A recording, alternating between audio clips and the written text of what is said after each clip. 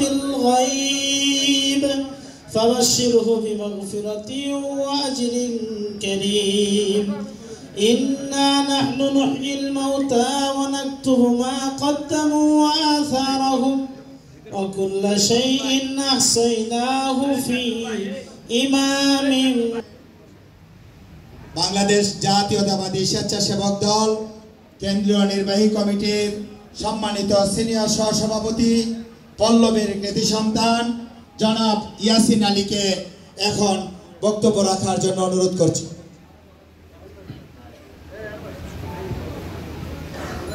বিসমিল্লাহির রহমানির রহিম।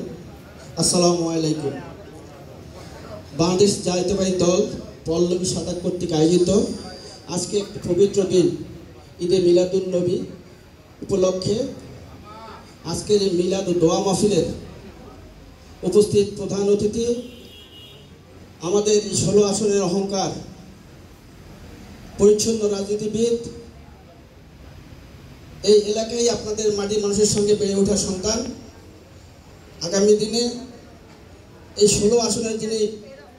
আপনাদের সেবা করতে চান, জনগণের সঙ্গে থাকতে চান, আপনাদের হৃদয়ে থাকতে চান, আমাদের প্রিয় ব্যক্তিত্ব